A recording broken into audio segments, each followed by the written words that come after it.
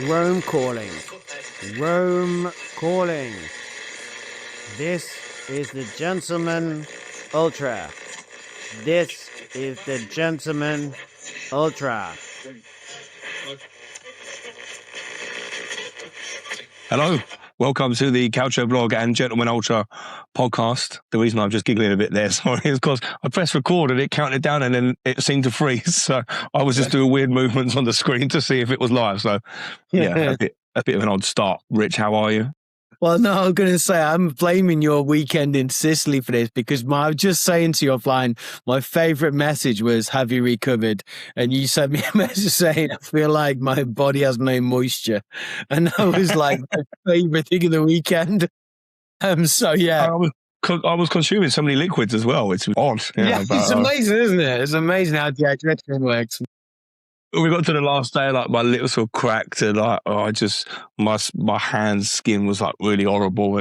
It's the planes. It's always that's the thing that people don't realise. When you go and watch Italian football, you're doing the planes, the trains, the aircon, the hotels, and everything. It just kills you, and it takes it out of you. But so I'm blaming the sea air as well. Sicily is as beautiful as it is, and as lovely as those coastlines are. Maybe sea air just doesn't agree with me. Maybe I don't know. Maybe it was like the 10 pints of lager we were having every day. But I never ever want to see a beer and Messina again. So you did it well. Storms are bad in Sicily now, apparently. So saw that all over my Instagram this morning. And yeah, well, you nearly had to be doing an in memoriam for me on our flight out because we got on a plane. You know it's going to be bad when the pilot says, just to let you know that it will be a bit bumpy as we leave Sicily and climb to our cruising altitude because of the incoming storm. And I thought, well, if they're warning us, then it's bad. And yeah, the poor woman next to me thought she was going to die because she was crying. Oh, it's awful, isn't it? It's like... There was quite a hairy moment, literally just after taking off, where he'd flown into Palermo Airport before, but there's a mountain basically alongside the runway. And you come up and you can feel the plane being shifted over by the wind, and then like this big drop. And I was like, oh, God, well, what's happening here? All credit to our captain on Ryanair. He was superb. He got us through the storm. Unlike Christian Kivu, captain in Inter, through a storm last night. I know you want to start with this. Yeah, I think Willis, and we always touch on Inter a bit. I think it was obviously an incredible game, really, in a weird way. I think that you got to give. I'm not as an Inter fan too despondent about this. I don't know about you, and it's always good to touch on a big game, and we would do that no matter who. Yeah, I think it's disappointing in the way and the manner of how good Arsenal are at the moment. And set pieces, the second goal, really, that set piece, it's you have to give them credit for it because it's not something that people just talk about. It's a fact. Jan Sommer again on one. I still think that he's fantastic and I still would put a lot there, but also as well. And again, always limited to what I can say, but we talked offline. Nicolo Barella from not on. I think it's accepted that he's not on the pace. But you don't know what's going on if it was live, so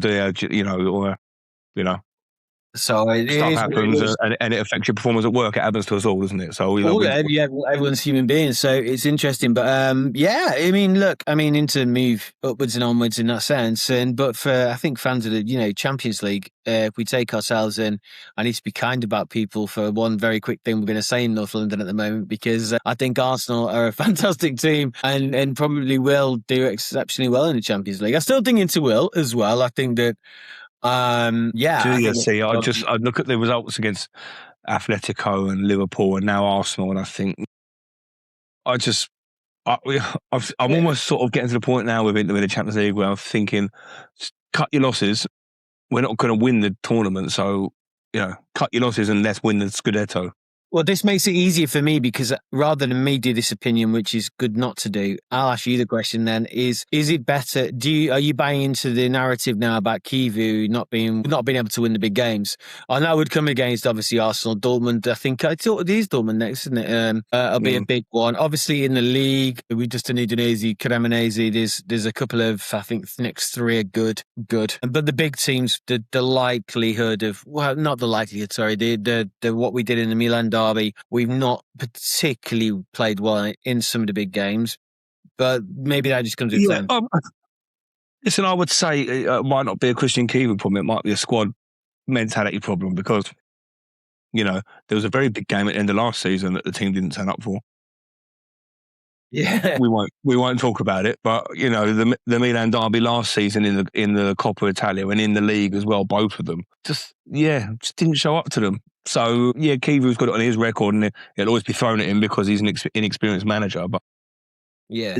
that's hangover from last season still, and I think there's just look, Lautaro's a very good player and he's a very passionate player. Is he the leader that Inter need in those games? I don't know.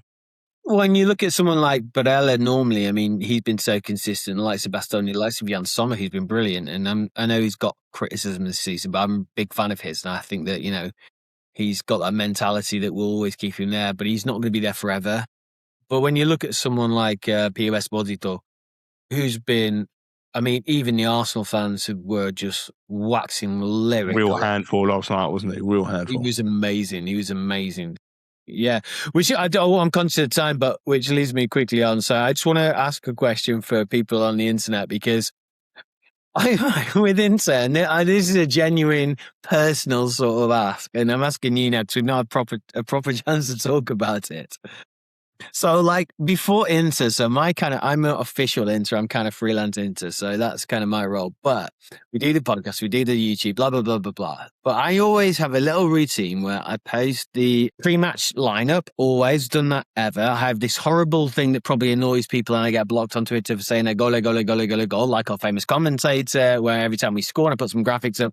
And I also put the pre-match graphics up of what Inter do, and they've got a really good artwork department, as by the way, most of Serie A has. There's been some good ones this season, actually, I thought. The Stranger Things weekend was good. Which one?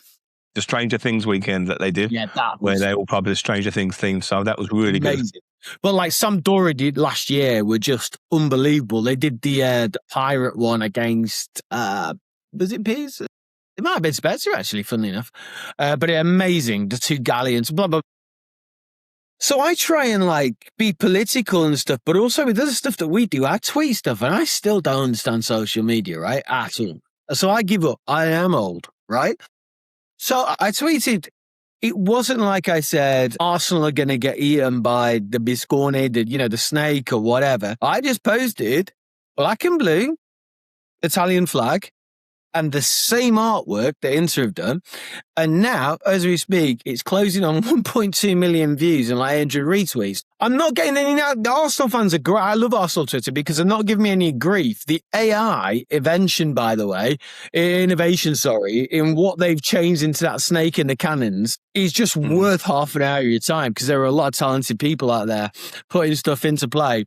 But it's confirmed to me that I have no idea what works with social media, and I just think I give up trying because I don't know if you've got any theories in the algorithm. I don't know. It figures something out it likes, and it goes mental. Yeah, it's mad. Anyway, moving swiftly on. More importantly than all of that, because we're not just here to talk about Inter, but one thing we did talk a lot about was obviously Palermo and Spezia. Number one, because you were going out on the trip and you were being hosted by not only Lega City B, but Palermo themselves, and obviously a club that obviously is becoming quite close to me in Spezia.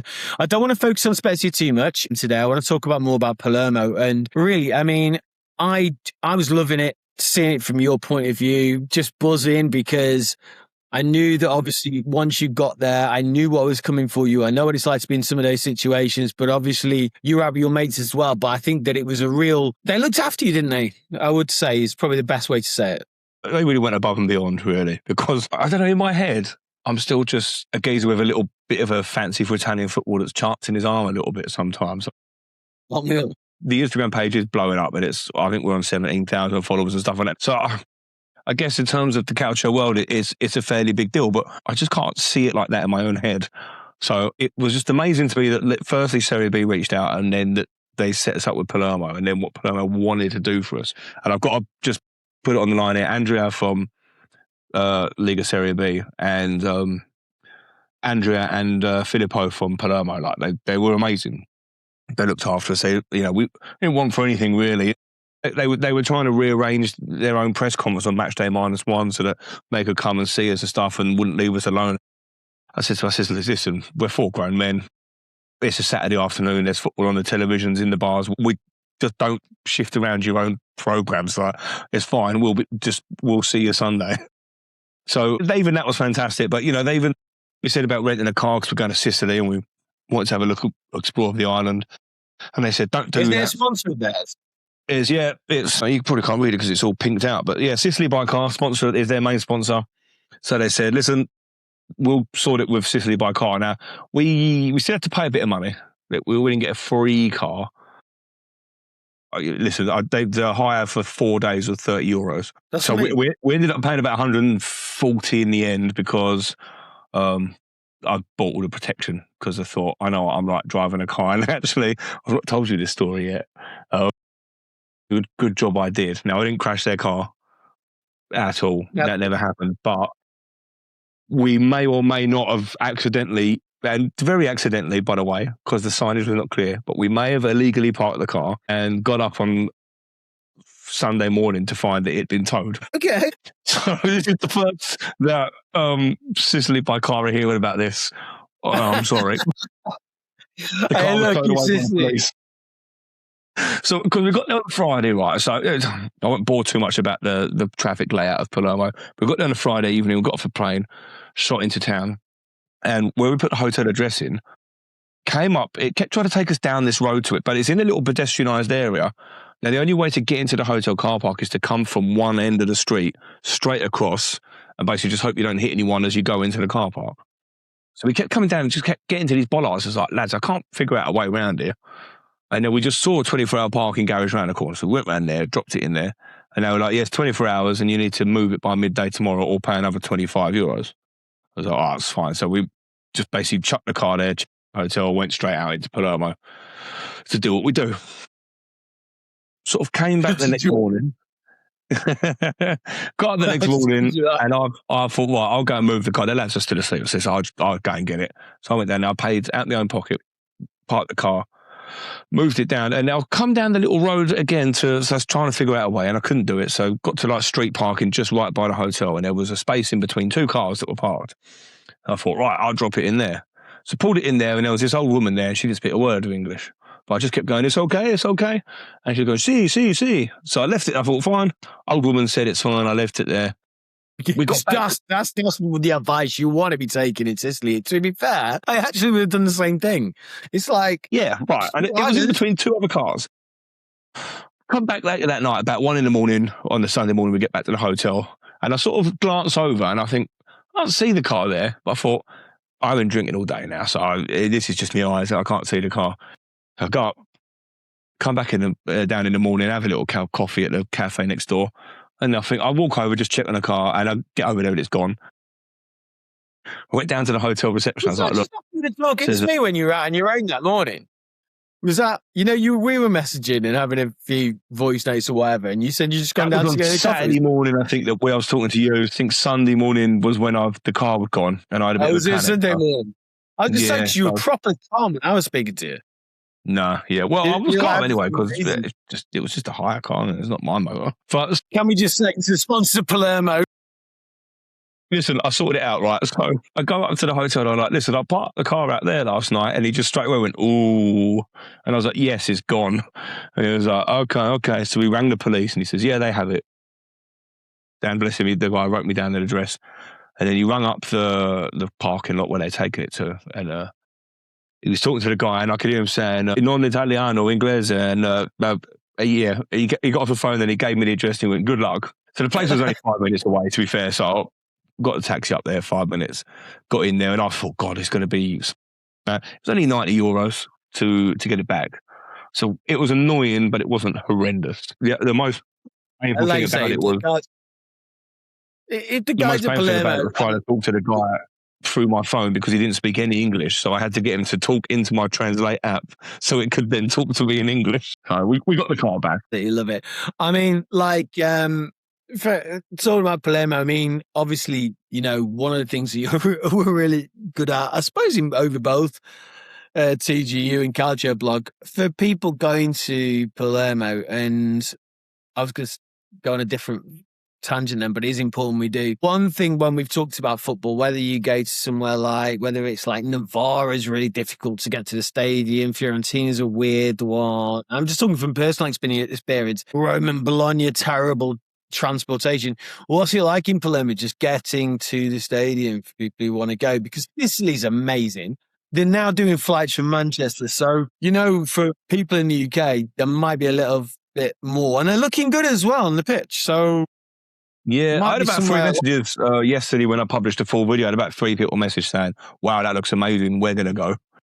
But yeah, look, it's easy to be fair. So we were right in the city centre, so it wasn't too bad for us. Bars and restaurants and the markets were all walkable. Stadium is it's probably walkable, about a 45-minute walk to the stadium. So you could do it if you want. I chose not to. We got a bus. The bus goes through when you do that, though, isn't it? It's all right going there because with Italy, I always find taxis, buses, no problems, trains. You get, because I suppose with the metros, let's just say buses and taxis are normally fine. Then you finish. It's like Rome. You think, like Milan, even Milan's San Siro is rubbish. Yeah, the metro's crap. I don't mind so much the trams at the San Siro because they normally have 5 or 6 of them already waiting. But yeah, the metros are awful, aren't they? And then Rome, you can't it's the worst transportation ever. I don't know, like Bologna's terrible. There's just like, you can get down there, and then there's like, there's a bus, but Giuseppe can't be asked because it's 50,000 people or 40,000, should I say. So it's like, was it hard to get out of? Or? No, it was all right. Going down there, like I said, was easy. The bus runs sort of right down the main. The stadium is on like what would probably be the high street, basically from the station to the stadium. They're at either ends of the city, so you just get down to that main road and you can pick up the bus. It runs every 6 or 7 minutes or something. Very easy. But on the way home, it wasn't too bad because it wasn't a late game. It was 5:15. We came out of there just after 7ish, so we weren't in a particular rush like you would have been from a night game or something. So it's like, at San Siro, they do it as well, and they do it at most stadiums. They have all the food trucks outside before the game serving beers. They're all there after the game. So we came out and we went straight to there and we had a couple of beers there and something to eat, some paninis or something. And then walked down to the bus stop. Now, the traffic was easing, but the bus was taking quite a while to get there. So I think we ended up in an Uber. I think we managed to get an Uber within about 10 minutes, which wasn't too bad. No, it's just a flat fare of like €20 for what was a 10-minute journey. It was a bit annoying, but we were straight back into the pub and who cares, Because most people have said, like, with Rome, people will agree with me and say it's terrible. But, like, with Bologna, for instance, a lot of people, I've had people say it's awful. Well, actually, it's not that bad. Yeah, so my Bologna experience was all right. I came out the ground and got straight onto a bus. Literally, the way I came out the stadium, there was a bus standing in front of me. Like, it was full, but the doors were open still, so we just piled in. Yeah, and we were waiting for God knows how long. So I've got to say about the match day experience at Palermo, because I'm almost going to a little bit of an advert here, because you can buy the tickets for what we did for €150, which sounds like a lot of money, but when you hear what we got, I think it's actually really reasonable. So we had to get there 3 hours before. We did a tour of the stadium, so we went into the mixed zone, the media zone, the press conference rooms. I got you some photos of the Spezia change room, actually. They tried to usher us past. I got some pictures in the Spezia one for you. Then you got the tunnel out onto the pitch. You walk around, you can sit in the dugouts and that, get all your photos there, and then they take you up to the into the museum, which is a smaller museum, but it's good, actually. The stuff they've got in there, like old shirts, is what you want. That's what you want from Italy. Still that on shirts. So that's what they've got, It's cool. Then you go to the lounge and they've got all the spread laid out. And of course, it's in Italy, so the spread is fantastic. Always going to be good. Yeah, no beer. Alcohol was included, but they didn't have any beer. Probably wine, though. It was definitely wine, yeah. It's Italy, so, wouldn't turn my nose up. Listen, I had about 5 glasses of Prosecco. I'll say, for me, wine would be perfect, so I'd be very happy with that. Yeah. In fact, Andrea was showing us around. He said, when we played Man City in pre-season, the sponsors and stuff that they brought over got quite, they got the arse a little bit that there was no beer and we had to go and fetch them some beer from the bars. Yeah, that's brilliant. But no, we did all that, and then when the players come out for their warm-up, then you go back down. So we were pitch side for them warming up, like literally standing behind the curve and all them behind the goal. So the players come out and do their warm-ups, and you get to high-five them and stuff if you're that way inclined. And yeah, just sort of soak up the pre-match atmosphere pitch side. Again, get all your photos and videos and stuff down there. And then they take you up, and we were sitting in the press box. We were literally right next to like the TV commentators and the newspaper and stuff. They had all their laptops out on the table. One guy was literally playing solitaire with his phone. I'll send you the picture actually after this. He was playing solitaire with his phone the whole way through the first half. Yeah. But yeah, it was just great. You know, everything was fantastic. Like, it would have been great to do all of the previous stuff and then go in the Curva Nord. Yeah. But I was going to ask you about that. The two things I was going to ask you about is one, because, yeah, Sicily I've done, but not the experience. But obviously, one of the biggest things I've always thought about the Barbera is the backdrop of the mountains. And second is that though the ultras there are supposed to be quite apparently a bit different. I've heard different things because it's like with they always say that the ultras in and even though you wouldn't think so, I've not done this by the way either. Cagliari and Palermo, these and obviously Messina, which isn't Sicily of course, but there's a real type of difference between that and maybe even Naples, but I've never understood it. So I mean, for me, when I've been there, ultras are ultras, but it is what it is. I didn't notice anything hugely out of the ordinary.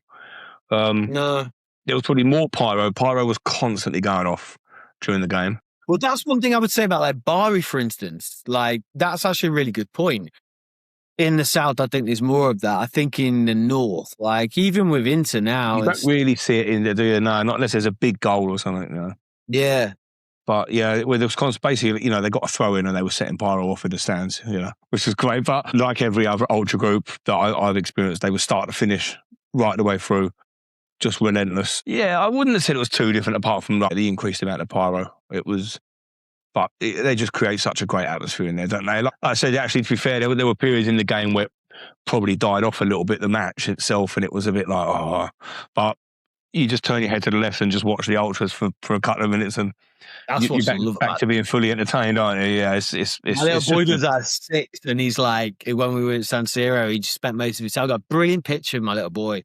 And for like 5-10 minutes, like, and it was one of the proudest moments of my life. You think you'd be busy, because especially with being a goalkeeper watching like Jan Sommer. And originally that was all the questions. It was all the same stuff. Bastoni, Lautaro, Jan Sommer, etc., etc. And then there was just this moment. I've got this amazing picture. I've got it in portrait and everything. You know, and everything just works. And he's just looking at the ultras and he's just absolutely... Yeah.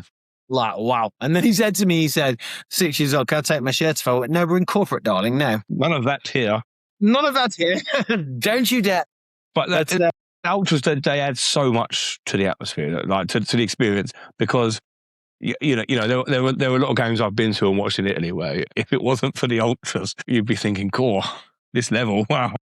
Yeah, I remember Brescia versus Inter, 2011, Benitez is in charge. We've just won the treble. Everything goes to absolute crap straight away. I go out in November, there's probably 20,000 in San Siro, game, as I said, against Brescia, and I can't remember for the life of who it was who got injured really badly. But my God, right, and I remember this, and I've said this to you before, I think. I flew into London and we watched Arsenal because it was a business thing, and it was a full stadium. The atmosphere there, foggy day, mass police presence, for no reason whatsoever, horrible weather, awful game, atmosphere amazing. Flew back into London, not having to go, God, I need to be careful here, not having to go at Arsenal. You'll lose all that. I'm getting in trouble with Arsenal at the moment, but no, in the sense of Arsenal, like I said, I'm very fond of them, my favourite English team, but the atmosphere is very, very different. I know away fans are different, etc., but... yeah. I've got to say, actually, sorry, because it sounds like I'm starting to turn on the Italian ability of football, but the Palermo game, you know, apart from a few moments of passing the ball and it being a bit boring, there was some. I mean, the goal was fantastic. 11 seconds in, the fastest goal in their history. It was a really great goal. Then there was some great defending. I thought actually, because Spezia, they had a couple of periods where they got on top, and they sort of 3-on-2 and a couple of breaks, and they just made the wrong decision, and then they hit the post very late on. I think both keepers made a couple of good saves during the game as well. So Randanovic as well. Match, yeah. Sorry, just saying Randanovic is just coming on loan. It's a big coup for Spezia in a sense, because obviously sometimes like you look at, you know, Caprile, for instance, you know, Cagliari comes in, obviously one of the most underrated We could have a whole podcast about Caprile for me because he's one of the most underrated goalkeepers, and I think he goes under that Simone Scuffi sort of radar. Where why didn't he get that move? In some respects, but Mandanovic has come in sorry, and has done well. So far looks good, but big job for Spezia on the hand. But that's for another conversation. But yeah. Yeah, but I round it off just by saying thank you to the guys again. And if you watch the videos or you listen to this and you think that sounds like fun, just do it. Just go to Palermo. You're not going to regret anything. It looked, and I think as well, we were talking before you went, and for me, one of the criticisms, I always am a little bit envious of you because of your London connection with the airports. Yeah. And I'm Manchester, north of Manchester. So for me, for anyone listening to this who wants to do the travel, it's kind of nice, really, because I have my frustrations where sometimes it might be a little bit easier for you if you are there, but now it's 100% easier for me. 45 minutes from Stansted Airport, which is Ryanair's main harbour. Exactly. Whereas I don't want to brag, but I can get pretty much anywhere in Italy any day of the week. Yeah, and where it's really, really difficult, even if I wanted to go to like Verona, which is one of the easiest ones, even Milan can be problematic depending on when. But now it's nice to see a few more things like Palermo opening up. Just one thing before, because I'm just conscious of time. He says looking to try and find stuff, but trying to find. I'm back in Italy this weekend, by the way. I've talked about how easy it is. I'm back out on Friday morning. Where are you going now? Bloody hell! I'm off to Inter v Pisa on Friday night. Of course, yeah. Sorry, yeah, and then Como Torino on Saturday, and then I'll fly back Saturday night. That's going to be, I'm going to be knackered on Sunday after that. But yeah, first thing Friday, flying out from Stansted, and then last thing Saturday, flying back to Stansted. In between cut the bonus things. We're having the first unofficial, I suppose it's official. It's just sort of come about randomly, but having a Calcio Blog follower meetup in Milan. There's about 60 people that are coming out from England that weekend. That's cool. That's really good. I think most of them are doing the Como match the next day as well. I'm doing that one. I'm doing that one on day one. Metropole. The Metropole. It's not the bet. There's two bars. One, go and find the Loft Bar, because when you go in, basically. Okay, so let me start again very quickly. This is going to be like a 5-minute longer podcast now, because when you're right on the front, I'm so old, but I love like Art Deco and all of that old, especially when Italy first was sort of preconceived and everything else. There's a bar, a hotel. It's called the Metropole, and it looks like something out of the 1880s, 1930s. It's right on no one ever goes. It's right on that little square where the boats go. Have a beer in there because it's just and go in there and it's just so oldie worldy, and it's like, for no reason, I'm not saying it's spectacular. It's one of my favorite places to get a beer. Beer's really good as well, but it's just like you sit there and it's really random. It's never that busy. You're in one of the most beautiful buildings in the entirety of Como, and you get to sit and look at the lake, and no one goes there. And the other one, there's a department store. If you come out of the Metropole, and we'll talk about this separately, but you go up and you go up the road, and then there's this weird, like it looks like a John Lewis or something from the bottom. If you get in the elevator and we did it by accident, and you press 5, you go up to this restaurant and there's a balcony, and it's mad as anything because you come out on the right side of the balcony and there's a church tower and it overlooks a square and the mountains are in the background. And it's like, I took my father-in-law and he's been to a lot of places in the world, and he just went, and I'll never forget, he went, "Oh, Richard, this is it, isn't it?" I was like, yeah, it is. And he was like, "Oh, okay. Okay, yeah. So we'll need some space on the Como thing before you go." Before we do go, though, one thing I just wanted to do, I know the whole of City is paying tribute to Rocco Commisso at the moment, who's the owner of Fiorentina, who has passed away at the age of 56. But I just wanted to tell you this story about Rocco Commisso. Because he was a great guy. And I had the privilege of interviewing him once, but the story's brilliant because he... so basically, it's Charlie Silitano who does all the radio in the US. He organises the international trophy. What's the preseason tournament called? Yeah, International Champions Cup. He does all that, but he owns Spezia as well, which is hence why I'm at Spezia. I've been on the radio with Charlie for like 11 years. Hence my involvement. So one day, I was about 4 or 5 years ago, I was working with Fiorentina. Just doing some writing, nothing major, nothing like freelancing almost with them. And Rocco Commisso comes in and we're just chatting about the fact I was doing some work for him on the radio. He went, "Oh, Richard, I know Rocco." And I'm like, "Of course you do." Because he like name drops Maldini, Ferguson. And I said, so I, if anyone knows me, I get very overexcited very quickly and sometimes probably need to chill a bit. And I was like, "Really? Okay, let's do it. Let's go straight away." And he goes, "Well, just give him a call." Now, Rocco Commisso is American. And this is quite important. So I'm saying, "Charlie, guys, give this guy a call." He says, "Yeah." So I said, "I'll leave it a week." Right. I said, "But can you message him and say I'll call?" Charlie's like, yeah. Charlie says a lot and he does. He's really sorted me out respected, so I can't criticize him. But he's a very busy man. He has a hell of a lot of money and probably not in his top tier of priorities.